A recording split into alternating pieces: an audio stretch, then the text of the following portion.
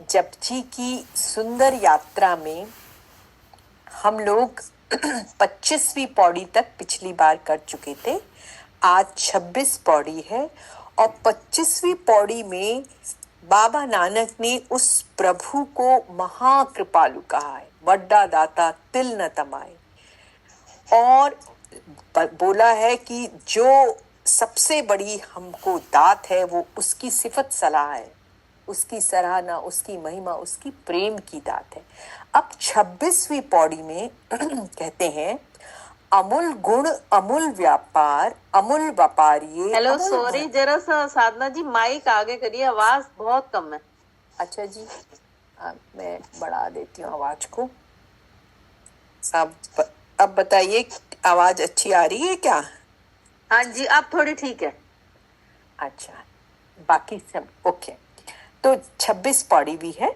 अमूल गुण अमूल व्यापार अमूल व्यापारी अमूल भंडार अमूल आवही अमूल ले जाई अमूल भाई अमूला समाई अमूल धर्म अमूल दीवान अमूल तुल अमूल परवान अमूल बख्शीस अमूल निशान अमूल करम अमूल फुरमान अमूलो अमूल आख्या न जाई आख आख रहे लिव लाई आखई वेद पाठ पुराण आखई पढ़े करही बखियान आखई बरमे आखई इन आखई गोपी ते गोविंद आखई ईसर आखई सिद्ध आखई केते कीते बुद्ध आखई दानव आखई देव आखई सुर नर मुनि जन सेव केते आखई आखण पाई केते कही कही उठ उठ जाई एते कीते होर करे ता आख न सकी केई के जेवड़ भावे तेवड़ होई नानक जाने साचा सोई जेको आखे बोल बिगाड़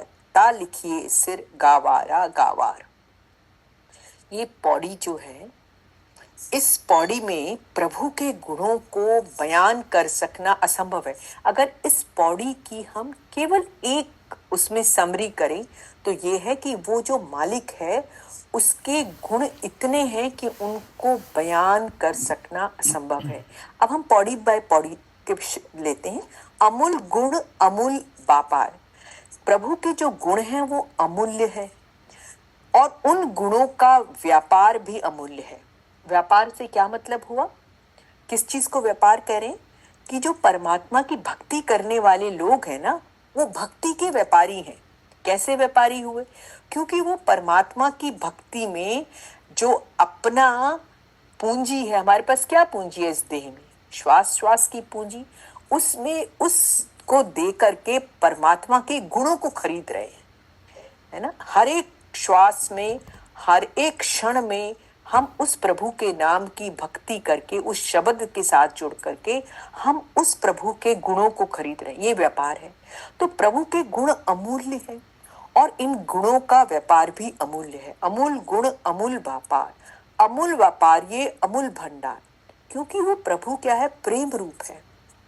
उसका जो असली रूप है वो दया का रूप है, क्षमा का रूप है, ज्ञान का रूप है, आनंद का रूप है ना। हम लोगों को यही तो प्रभु के गुण हैं, आनंद, क्षमा, दया, प्रेम।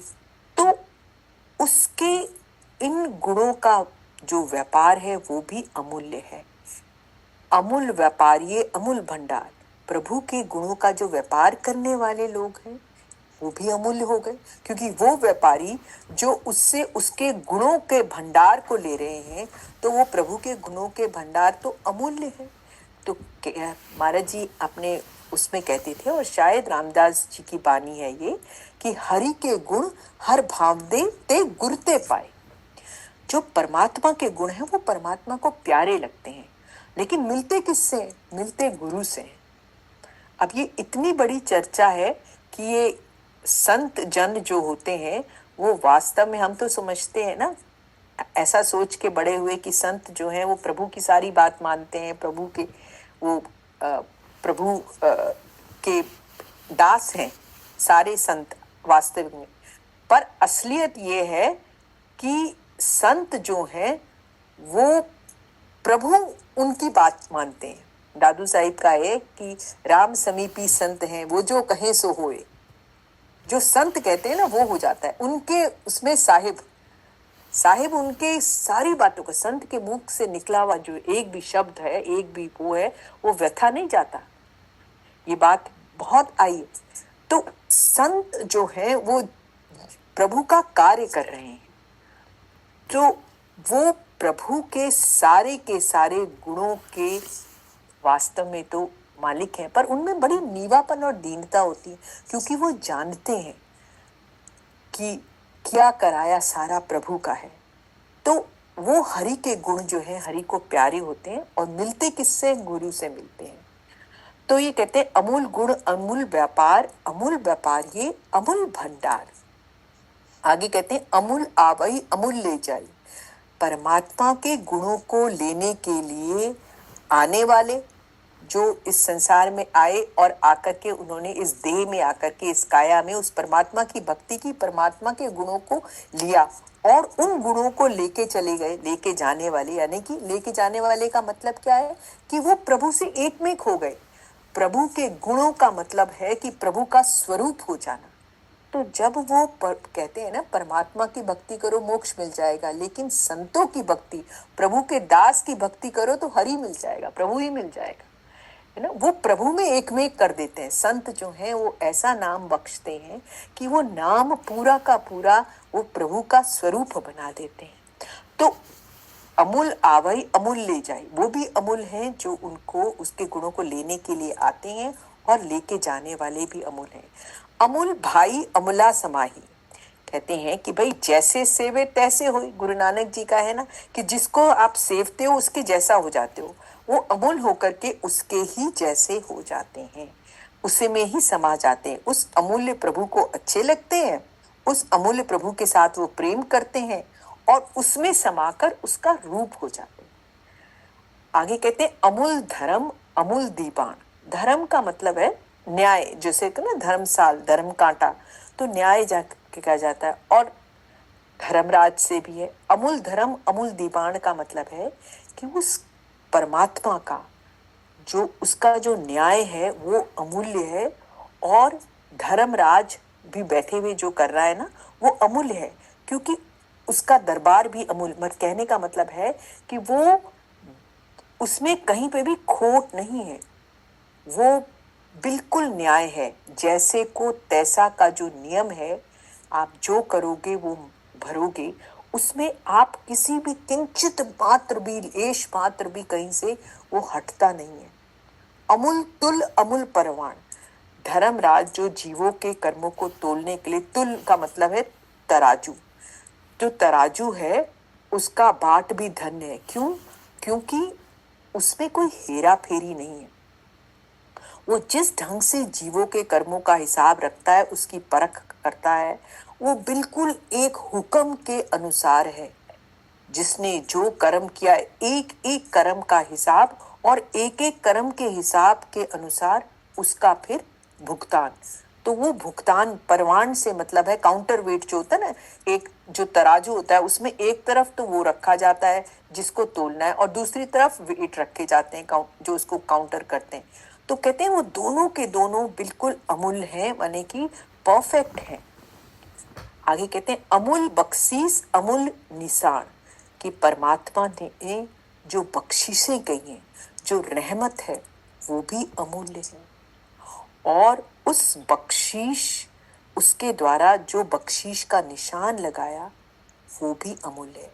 कहने का क्या मतलब है कि जैसे अभी जपजी की ही एक लास्ट की पौड़ी में, लास्ट से कुछ पौड़ी पहले आता है, कर्मी कर्म होए विचार, सच्चा आप सच्चा दरबार, जित्थे सोहन पंच परवान, नदरी करम पवे निशान। क्या कि प्रभु सच्चा, उसका दरबार सच्चा, और जिस भाग्यशाली जीवों पर जो लोग उसके नाम की भक्ति करते हैं, सच्चे प्रभु के सच्चे दरबार में जो उसकी दया मेहर का निशान जिसके ऊपर लगा होता है। क्योंकि जीवों पर अगर हम चाहें कि हम उसके पास पहुंच जाए, हमारे बस में नहीं है। उस सच्चे प्रभु के दरबार में ये धुर कर्म का, उसकी दया मेहर का निशान लगता है। तो जो ऐसे लोग हैं जिनको कि उसकी भक्ति भा रही है, जो उसकी भक्ति में रुलना मिलना चाहते हैं, उसके लिए उनका हर समय ध्यान प्रभु की भक्ति में है। कहा वो लोग भी धन्य हैं, क्योंकि वो धुर कर्म से आती है। अमूल बख्शिश, अमूल निशान, वो जो निशान प्रभु ने अपनी दया मेहर का लगाया है। नहीं तो अगर उसकी दया मेहर का निशान ना होना, तो ना हम इस तरह से बैठ सकते हैं, ना सुन सकते हैं, ना कह सकते हैं, और न ही उस पे मनन श्रवण कर सकते हैं। ये जो हमें अच्छा लग रहा है, ये प्रभु की बहुत बड़ी दात है। आगे कहते हैं अमूल करम अमूल फुरमान। उस कर्ता की दया जो है वो कहने से परे है। उसका जो करम है, उसकी दया है, करम रहमत मेहर, वो उसका वो कही नहीं जा सकती है, और उसका हुक्म भी अकथनीय है। और अमूल करम अमूल फुरमान, वो जीवों पे इतनी बख्शिश करता है कि उसको हम बयान नहीं कर सकते। आगे कहते हैं अमूलो अमल आख्या न जाई, आख आख रहे लिवलाई।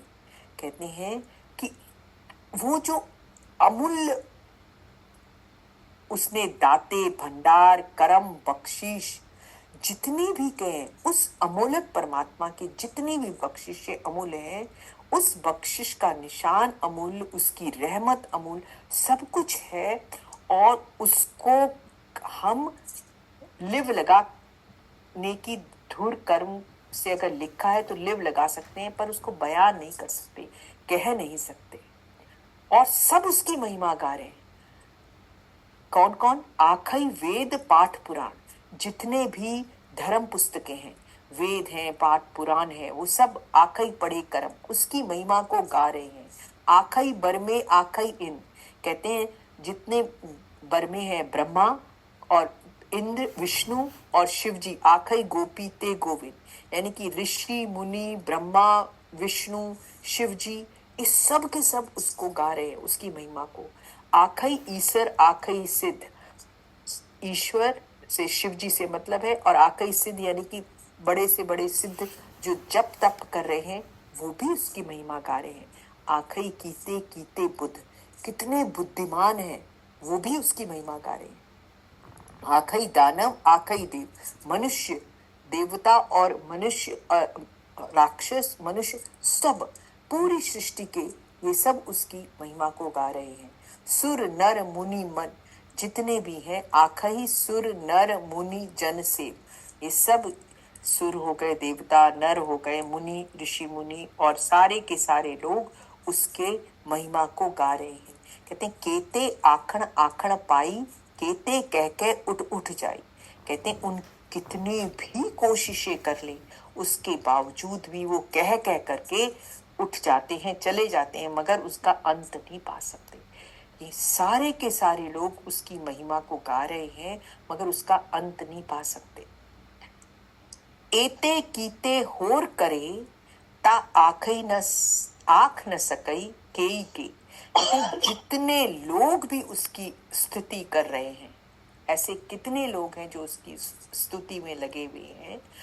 कहते हैं जितने कर रहे हैं, यदि उतने ही और हो जाए, उतने ही पैदा और हो जाए, तो भी सारे मिलकर उसकी बड़ाई नहीं कर सकते। एते कीते होर करे, ता आख न सकई के, जितने कर रहे हैं उतने ही और पैदा हो जाए, तो भी उसकी बड़ाई नहीं गा सकते। तो ये सारी दुनिया के लोग उस कर्ता को अगर कह देना कि बड़ा बड़ा बड़ा, तो कहा है कि वो बड़ा, उसकी बड़ाई बढ़ नहीं जाएगी। और अगर सारी की सारी दुनिया के लोग कहने लगे ना कि ये निंदा करने लगे, तो उसकी घट नहीं जाएगा। कहने का मतलब यह है कि परमात्मा हमेशा एक रंग एक रस एक रूप रहता है, ये कहने का भाव है। जेवड़ भावे तेवड़ होई, नानक जाने साचा सोई। गुरु नानक साहब इस बात को हमें समझाने की कह रहे हैं, बड़ा सुंदर ढंग है। जेवड़ भावे तेवड़ होई, कि उस कर्ता की बड़ाई का वर्णन तो हम कर ही नहीं सकते, क्योंकि जिसको वो जितना भाता है, जितना वो उसकी बड़ाई करता है, उसको उतना और अधिक बड़ा लगना शुरू हो जाता है। और ये बात बिल्कुल सच्ची है। आप भक्ति में थोड़ा जाओ, आपको पहले शुरू शुरू में लगता है ना कि अरे हम तो जानते हैं, महाराज जी ने 4 बातें बड़ी अच्छे से कर दी, सतगुरु परमात्मा सतगुरु बात तो एक ही है। तो लेकिन जब उनके पास थोड़ा सा दिन रहते हैं, कहते नहीं अभी थोड़ा नहीं पता, और रहते नहीं। जब उनके साथ समय बीतता जाता है तो पता लगता है हमें इनके बारे में कुछ पता ही नहीं है, और गहराई और ये केवल सतगुरु हरि परमात्मा का नहीं, संसार में भी ऐसा है कि अगर आप किसी विद्या को पढ़ना शुरू करें, छोटा सा बच्चा होता है ना, ABCD पढ़ता है, उसका तो सब आ गया, थोड़ा सा और पढ़ता है वो देखता है अरे नहीं अभी तो और कुछ है, अभी और बढ़ते बढ़ते। तो जब जितना अंदर घुसते हैं वो उसकी सृष्टि, उसकी माया, उसका कोई अंत नहीं है। जेखो आंखें बोल बिगाड़, ता लिखिए सिर गावारा गावार। अगर कोई अज्ञानी है, मूर्ख है, और ऐसे जो अच्छे नहीं लगने वाले हैं ऐसे वचन बोले कि मैं भाई प्रभु को, उसकी महिमा को जान सकता हूँ, जे कोई बोले बोल बिगाड़ कि मैं उसको जान सकता हूँ, उसका वर्णन कर सकता हूँ, तो बाबा नानक कहते हैं उसको सब मूर्खों से बड़ा मूर्ख समझना चाहिए। क्योंकि अगर कोई ऐसा कह रहा है, जे को बोले, जे को आखे बोल बिगाड़ता लिखिए सिर गावारा गावार, वो मूर्खों का भी मूर्ख, ऐसा उसको मानना चाहिए। एक सोक्रेटिस का एग्जाम्पल को देता था कि सोक्रेटिस का एक कोट है, वो कहता था, सुकरात जिसको हम लोग कहते हैं, कि वो कहता था जब वो छोटा था, कहता था मैं समझता था कि मुझे सब कुछ पता है। कहते मैं थोड़ा सा बड़ा हुआ तो मुझे ऐसा लगने लगा कि कई बातों का मुझे नहीं पता है, पर जब बुढ़ापे में पहुंचा हूं तो उस कहता है कि मैंने ऐसा महसूस किया कि मुझे कुछ भी नहीं पता है। जिसको जितना ज्यादा ज्ञान होता है ना, उसको ये महसूस होता है कि मुझे कुछ नहीं आता, मैं शून्य हूँ। और जिसको जितना कम ज्ञान होता है वो खुद को उतना ही बड़ा समझता है ना। इसी तरह से जो भी बच्चा प्रभु के, सतगुरु के नजदीक होता है तो उसको अपना अंदर सबसे ज्यादा कमियां दिखनी शुरू हो जाती है। और महाराज जी कहते थे जब तक कमी नहीं दिख रही, महाराज जी कहते थे अभी दिल्ली दूर है। और जब महाराज जी ऐसा है तो महाराज जी कहते थे ये अच्छा है। तो वो प्रभु से नजदीकी क्या होती है, सच्ची नम्रता की जननी है वो। जब हम परमात्मा के पास रहने लगते हैं ना, तो वो सच्ची अपने अंदर, बाहर से तो किसी को क्या पता लगना, लेकिन अपने को अंदर से पता लगता है, तब सच्ची नम्रता आती है अपने अंदर, तब छोटापन अनुभव होता है। ये थी हमारी 26वीं पौड़ी। तो 21 से लेके 26 पौड़ी तक उस परमात्मा की महिमा गाई है।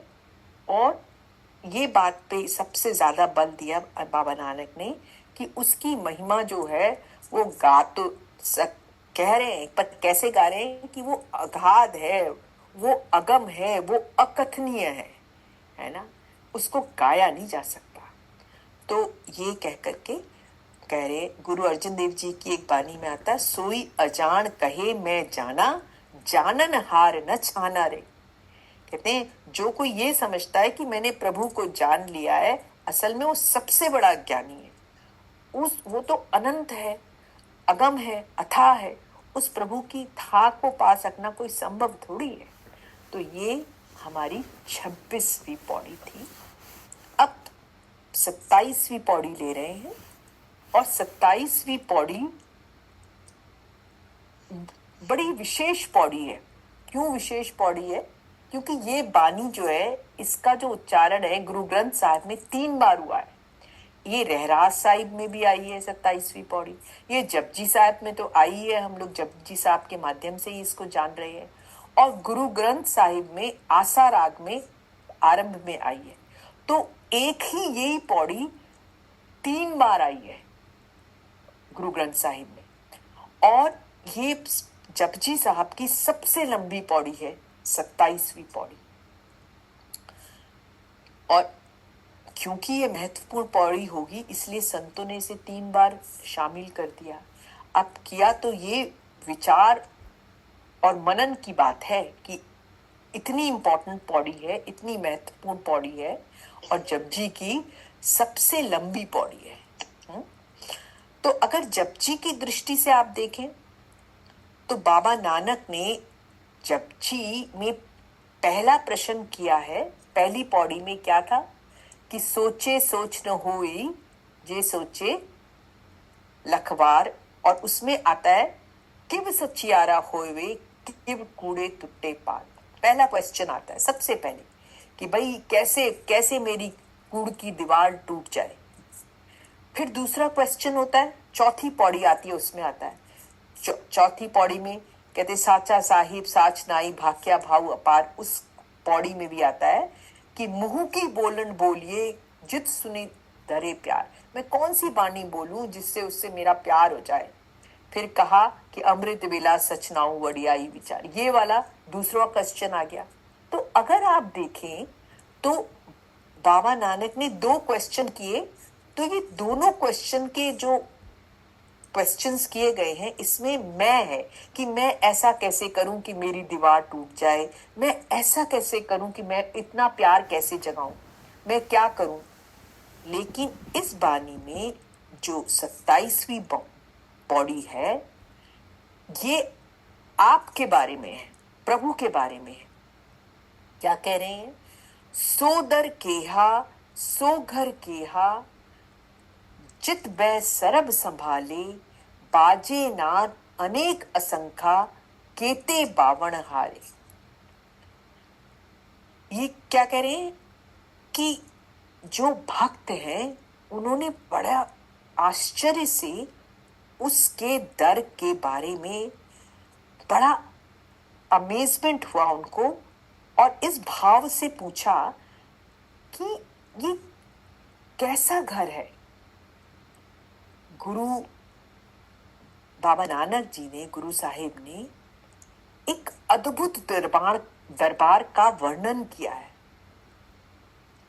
पूछा है कि भाई वो आपका दर कैसा है, घर कैसा है, जहां बैठ के सबको संभाल रहा है, सारी सृष्टि को। कितना हम पढ़कर आए हैं जपजी में, कितनी बातें कि वो इतनी बड़ी सृष्टि, और सारी सृष्टि संभाली हुई है ना, एक भी चीज इधर से उधर नहीं होती। जो हुक्म है वो हुक्म का पालन सारी सृष्टि में बड़े अच्छे से हो रहा है। तो ये बात पूछी कि वो है क्या। तो इस दरबार का, उस अद्भुत दरबार का वर्णन ये 27वीं पौड़ी में है, जहां बैठकर वो परमात्मा सारी कायनात की संभाल कर रहा है। बाबा नानक ने, देखिए एक बार फिर से इसको अनुभव करते, बाबा नानक ने जपजी की रचना प्रभु से जब उनका साक्षात्कार हुआ उसके बाद करी। तो ऐसा व्यक्ति है प्रभु से जो एकमेक हो गया, प्रभु का स्वरूप हो गया, उस समाधि से उठे तो रचना करी उन्होंने। तो सारी की सारी सृष्टि है क्या, इसको व्यक्त कर दिया कि कहां से बैठ करके कैसे। अब आप देखेंगे कि जितनी भी हमने पौड़ी करी, एक एक पौड़ी में उन्होंने कितने सुंदर ढंग से पूरी सृष्टि के बारे में, कैसे चलना है, कौन सा नियम है, कौन से नियम काम कर रहे हैं, सब बताते गए, और फिर बताया कि उसका दरबार कैसा है। तो इस भाव को इस 27वीं पौड़ी में व्यक्त किया। सो दर केहा सो घर केहा जित बै सरब संभाले बाजे नाद अनेक असंख्या केते बावण हारे केते राग परिसो कहियन केते गावण हारे। इस पौड़ी में अब उस दर की बात है जहां पहुंचकर, कौन से दर की बात है ये परमात्मा के दरबार की। अब वहां उस दर की, उस दरवाजे से भी है, उस दरवाजे की, उस दर की बात है जहां पहुंचकर क्या हो गया, मन जो है ना वो उपराम हो गया, बैरागी हो गया पूरा मन। और जब तक हम संसार के दर से उपराम नहीं होते, हमारा मन संसार में लगा है, हम परमात्मा की ओर नहीं देख सकते। ये पक्की बात है। जब तक संसार अच्छा लग रहा है, परमात्मा की ओर जाने के हम पोटेंशियल कैंडिडेट ही नहीं बने। निरंकार के दर की खोज ही नहीं शुरू हो सकती जब तक मन बैरागी नहीं हुआ, जब तक मन उपराम नहीं हुआ। और सत्संग का मतलब ही है कि संसार से बैराग और गुरु की प्रीत और प्रतीत होना। जब हमारा मन क्यों बैरागी नहीं होता, हमारा मन क्यों उपराम नहीं होता?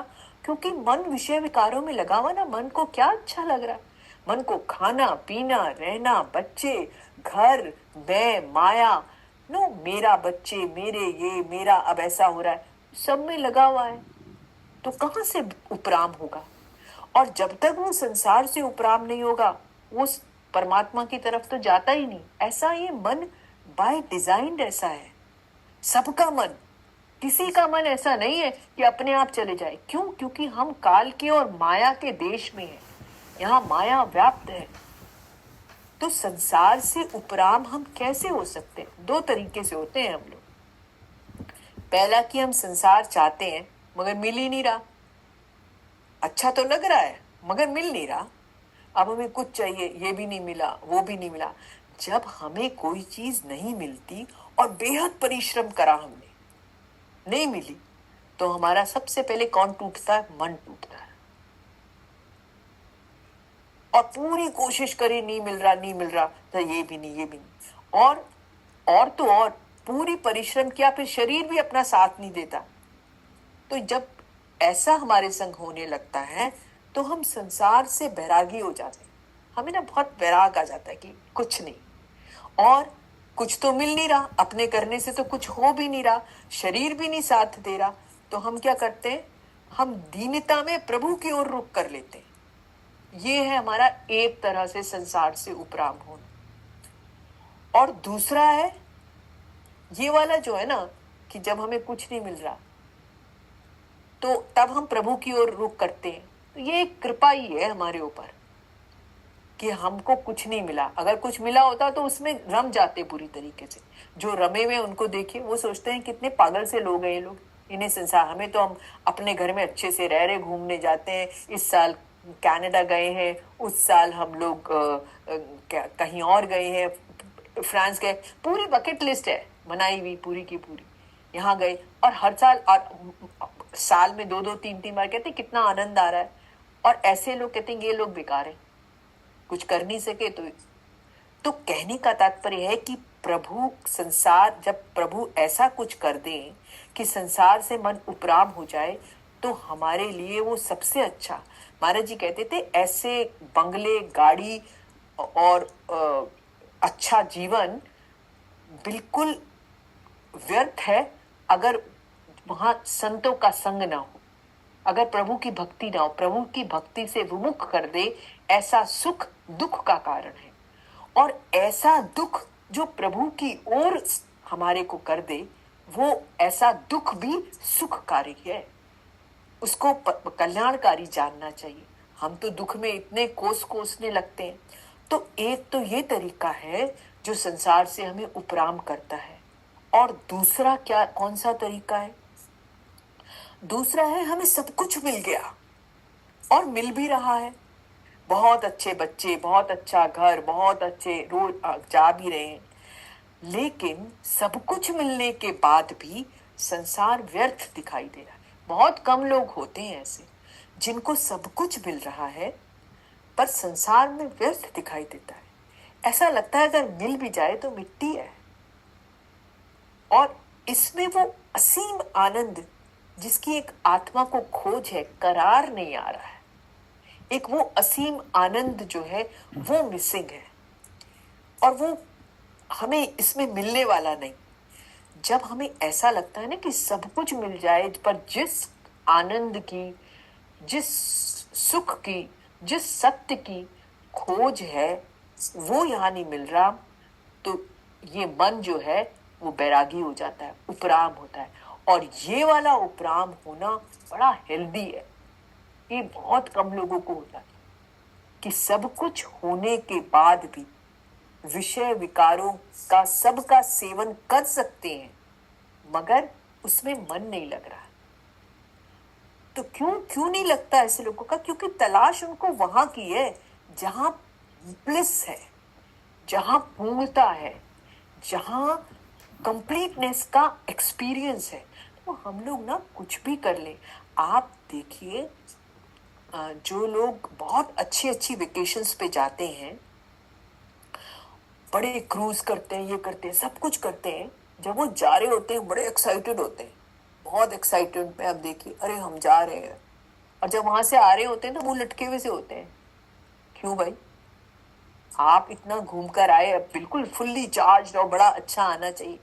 कारण मेरा मतलब ये है कि कोई भी चीज हमें कंप्लीट नहीं करती है इस संसार में।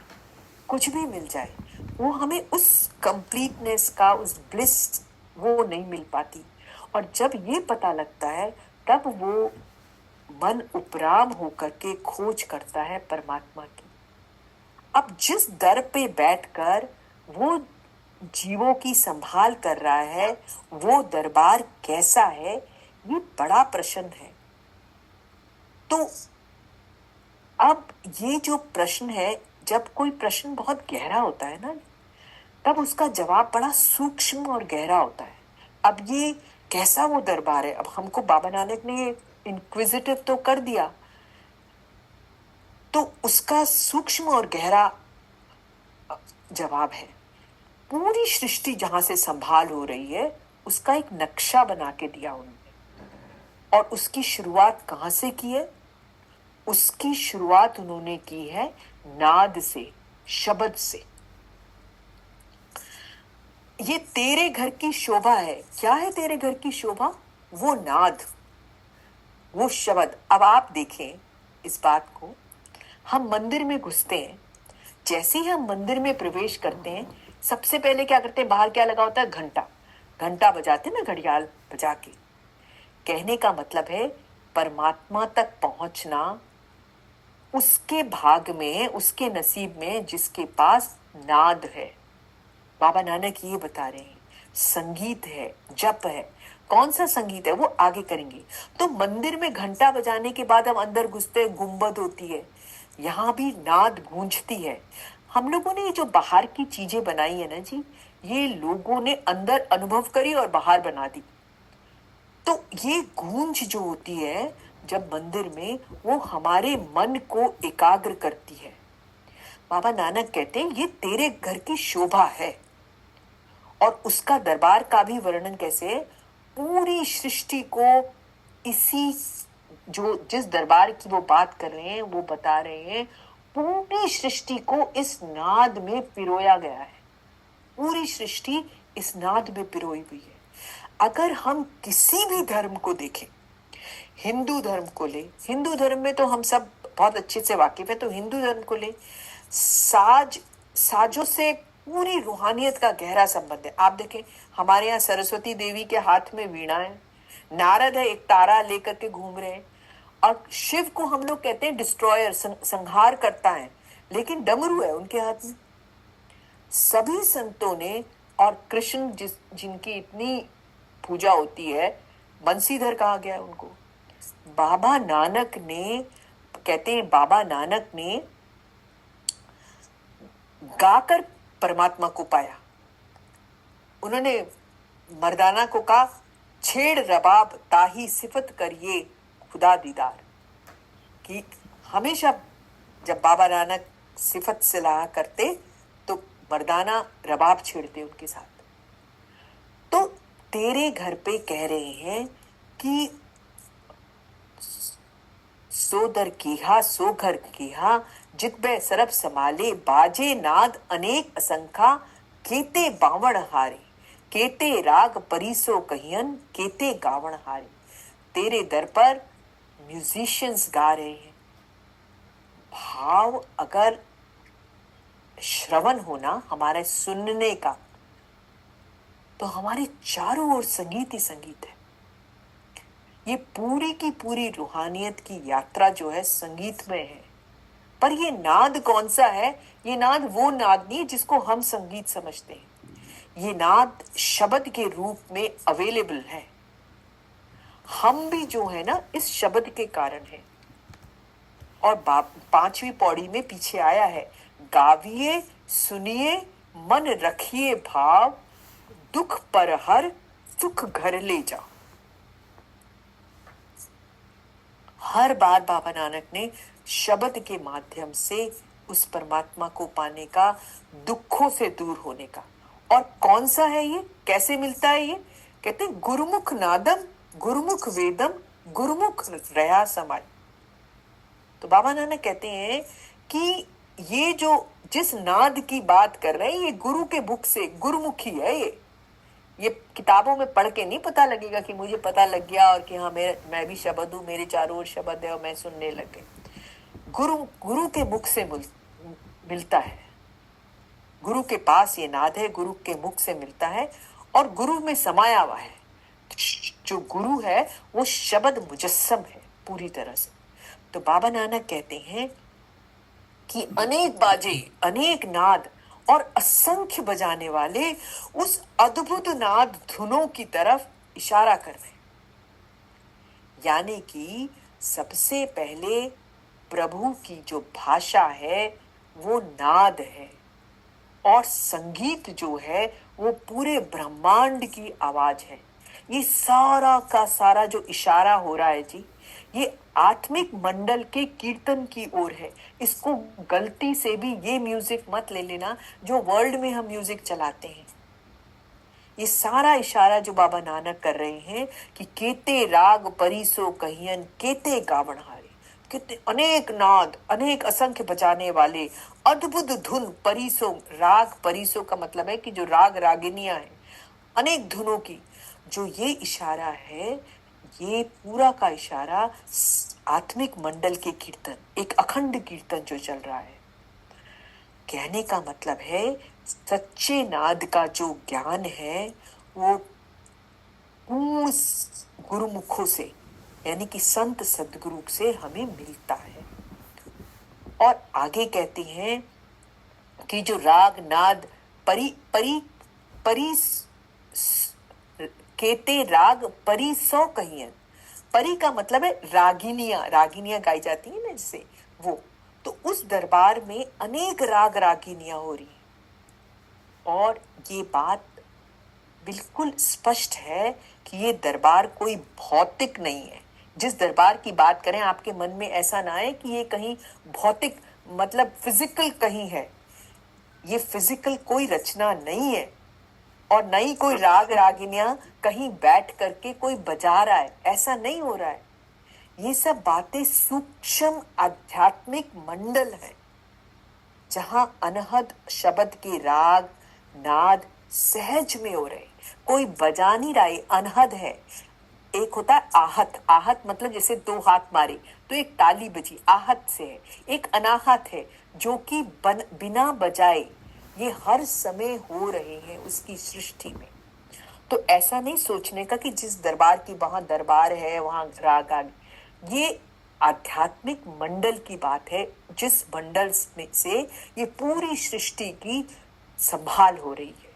तो वहां पर राग रागिनियों की ध्वनियां हो रही हैं और ये ध्वनियां बिल्कुल भी हमारी इंद्रियों से नहीं, कोई इंद्रियों से बजा रहा है ऐसा नहीं समझ लेना, ये स्पष्ट कर रहे हैं। आगे कहते हैं गावही तुहनो पवन पानी बैसंतर, गावे राजा धर्म दुआरे, गावही चित्त गुप्त लिख जाने, लिख लिख धर्म विचारे। देखिए प्रेजेंट में, वर्तमान अवस्था में ये संसार जो है ना, हमें बिल्कुल अनेकता दिखती है इसमें कि ये है, अलग अलग चीजें दिखती हैं, अनेकता की पूरी तस्वीर सी दिखाई देती है। हमारे इतनी अनंत अथाह जो सृष्टि है उसको हम एक नजर में देख लें ये इम्पॉसिबल है, हम नहीं देख सकते। परमात्मा के दरबार में सृष्टि की जो ये अनेक अनेक अनेक किस्म है उसको पूरी की पूरी एकता में बदला हुआ दिखाया है बाबा नानक ने। सारी की सारी जो ये सृष्टि है वो एक इकाई के रूप में दिखाई देती है और तब आभास होता है कि जो सब कुछ अपने आप हो रहा है वो कुछ भी बिना विवेक के नहीं हो रहा है। क्यों? क्योंकि कहते हैं गावई तुहनो पवन पानी बैसंतर, गावे राजा धर्म दुआरे। कहते हैं कि पवन, पानी और आग आपको गा रहे हैं। क्या मतलब हुआ? यानी कि आपकी प्रशंसा, आपकी महिमा, आपकी उत्सत कर रहे हैं, आपकी पूजा कर रहे हैं। और पवन, पानी, आग अगर परमात्मा को ना गाए ना तो अपनी मर्यादा में ना रहे। और धर्मराज भी आपको गा रहे हैं। कहते गावई दोनों पवन पानी बैसुंतर, गावे राजा धर्म दुआरे। और धर्मराज भी आपको गा रहे हैं, आपकी उत्सत कर रहे हैं। और गावई चित्रगुप्त लिख जाने। कहते हैं चित्रगुप्त जो कि हमारे सभी कर्मों का लेखा जोखा लिख रहा है, और धर्मराज जो उस पे विचार करता है। एक तो चित्रगुप्त हर समय हम जो कर रहे हैं वो सारा रिकॉर्ड हो रहा है, हमारे अंदर ही रिकॉर्ड हो रहा है। चित्रगुप्त कहीं आकाश में कहीं नहीं बैठा है, वो यहीं बैठा है। जो जो भी हम करते हैं वो सारा रिकॉर्ड हो रहा है। जब मरने लगते हैं रील की तरह हमें दिखा दिया जाता है, ये आपने किया है, इसमें से ये पुण्य है, ये पाप है। अब फिर धर्मराज जो है वो विचार करता है और उसके हिसाब से हमको आगे किया जाता है। तो बाबा नानक कह रहे हैं कि चित्रगुप्त जो लेखा लिख रहा है, धर्मराज इस पे विचार करता है, वो सब आपको गा रहे हैं। और हमारे अंदर गुप्त रूप से जो रिकॉर्डिंग है ना, वो पूरी की पूरी बिल्कुल जैसी परमात्मा के नियम के अनुसार हमको दिखा दी जाएगी, उसके हुक्म के अनुसार। आगे कहते हैं गावही ईसर बर्मा देवी, सोहन सदा सवारे, गावही इंद्र इंदासन बैठे, देवतियां दर नाले। परमात्मा की सृष्टि में जितने भी लोग कार्यरत हैं, ये सारी सृष्टि में कौन है? शिव, ब्रह्मा और देवी। इनको अलग अलग पोस्ट है नहीं, इनको काम मिले हुए। ये जितने भी लोग हैं कार्यरत, जैसे शिव हुए, ब्रह्मा हुए और देवी, ये गावही ईसर बर्मा देवी, सोहन सदा सवारी। ये अति सुंदर, और ये जो देवी है उनको कहा गया जो अति सुंदर है, सोहन सदा सवारी, जो सदा सवरी हुई है, वो भी क्या कर रहे हैं? तुझे गा रहे, तुझे गा रहे हैं, माने तेरी स्तुति कर रहे हैं, तेरी महिमा गा रहे हैं। और इंद्र जो देवताओं का राजा है, गावई इंद्र इंदासन बैठे, देवतियां दर नाले। जो इंद्र जो देवताओं का राजा है, अपने सिंहासन पर सभी देवी देवताओं के साथ बैठकर तुझे गा रहा है। ये उस दर की शोभा बता रहे हैं जहां से पूरी सृष्टि की संभाल हो रही है, कि ये सब लोग वहां, नाद है, शब्द है, वो आध्यात्मिक, सूक्ष्म आध्यात्मिक मंडल जहां राग रागिनी हो रही है, और सारे के सारे लोग जो है वो तुझको गा रहे हैं, तेरी उस्तत में है, तेरी पूजा में है, तेरी महिमा में है। आगे कहते हैं गावही सिद्ध समाधि अंदर, गावन साध विचारे, गावन जति सती संतोखी, गावही वीर करारे। कह रहे हैं कि सिद्ध और समाधि में जो लोग स्थित हैं, जिन्हें साध कहा गया है, तेरे विचार में मग्न है, वो तुझे गा रहे हैं, यानी तेरे विचारों में मग्न है। देखिए हिंदू सनातन परंपरा में ना 18 प्रकार की रिद्धियां और सिद्धियां हैं। हम सब लोगों को पता रिद्धि सिद्धि होती है ना, 18 है। ये सब क्या है? स्पिरिचुअल पावर्स हैं। तो वेदों में, एंशियंट पुराण्स में, इन सब में लिखी हुई है।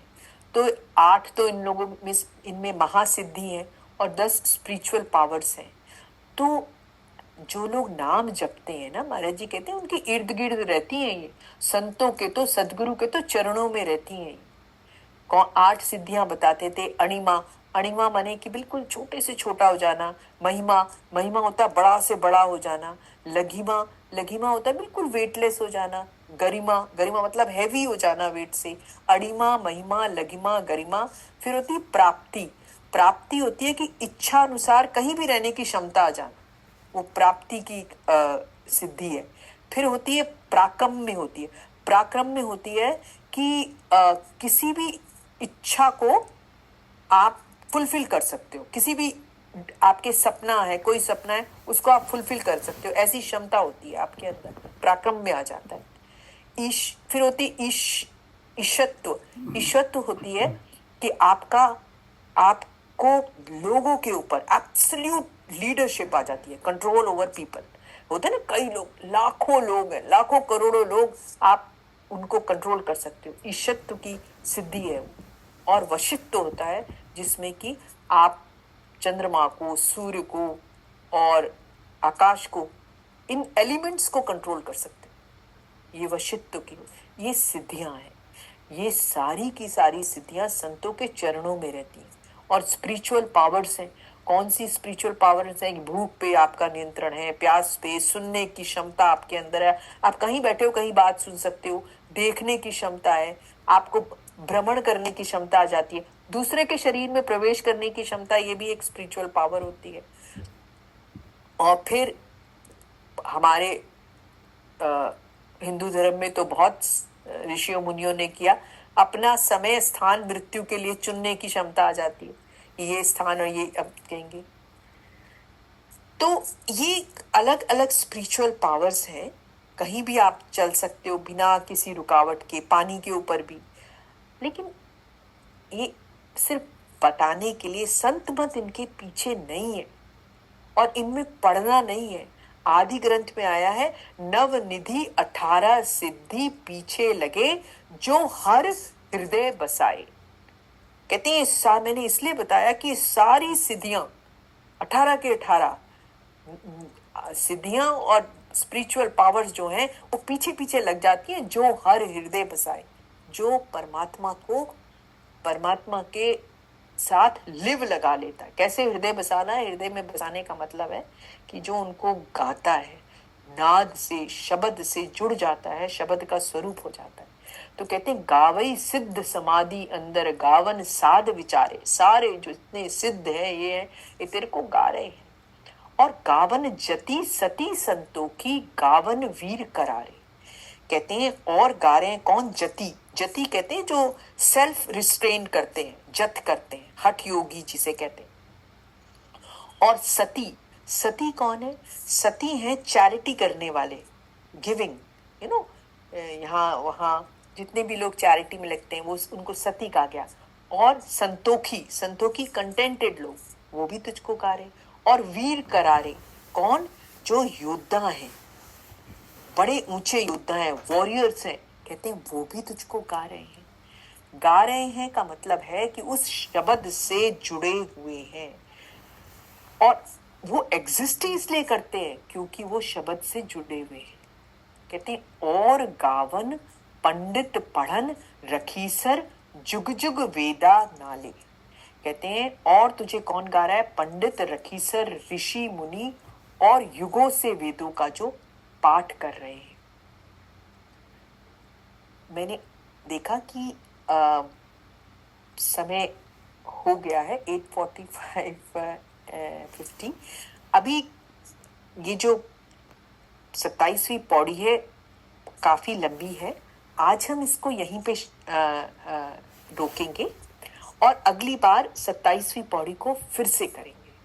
तो इसको फिर से हम अगली बार लेंगे कि गावही पंडित पढ़न रखी सर। तो आज केवल यहीं तक करते हैं।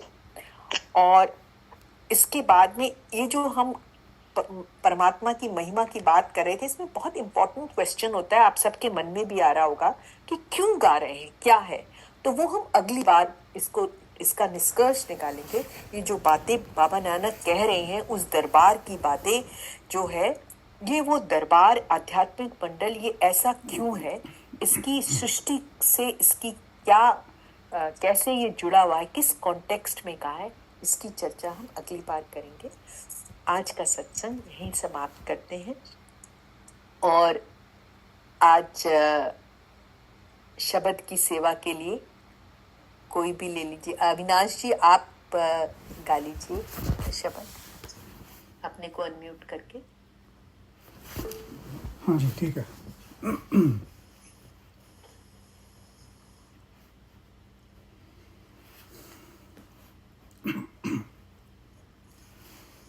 कर कृपा तेरे गुण गाओ, कर कृपा तेरे गुण गावा, नानक नाम जपत सुख पावा, नानक नाम जपत सुख पावा, जपत सुख पावा, कर कृपा तेरे गुण गावा, कर कृपा तेरे गुण गावा। तू वरदाता अंतर्यामी, तू वरदाता अंतर्यामी, सब में रवैया पूर्ण प्रभु स्वामी, सब में रवैया पूर्ण प्रभु स्वामी, कर कृपा तेरे गुण गावा, कर कृपा तेरे गुण गावा। मेरे प्रभु प्रीतम नाम आधारा, मेरे प्रभु प्रीतम नाम आधारा, और सुन सुन जीवा नाम तुम्हारा, और सुन सुन जीवा नाम तुम्हारा, और सुन सुन जीवा नाम तुम्हारा, कर कृपा तेरे गुण गावा, कर कृपा तेरे गुण गावा। तेरी शरण सत गुरु मेरे पूरे, तेरी शरण सत गुरु मेरे पूरे, मन निर्मल होए संता दूरे, मन निर्मल होए संता दूरे, मन निर्मल होए संता दूरे, कर कृपा तेरे गुण गावा, कर कृपा तेरे गुण गावा। चरण कमल हृदय उर्धारे, चरण कमल हृदय उर्धारे, तेरे दर्शन को जाय बलहारे, तेरे दर्शन को जाय बलहारे, तेरे दर्शन को जाई बलहारे, कर कृपा तेरे गुण गावा, कर कृपा तेरे गुण गावा, कर कृपा तेरे गुण गावा, कर कृपा तेरे गुण गावा।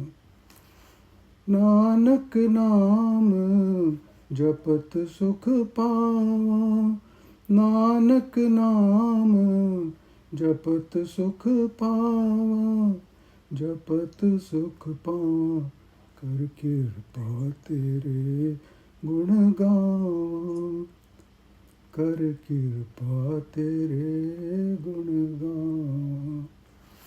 Thank you. बहुत सुंदर, बहुत बहुत अच्छा। कितना सुंदर, बिल्कुल है कि उसकी कृपा से ही हम उसको गा सकते हैं जो बाबा नानक ने बोला। और कोई अगर कुछ बोलना चाहता है या कुछ, आज छोटा सा अनाउंसमेंट,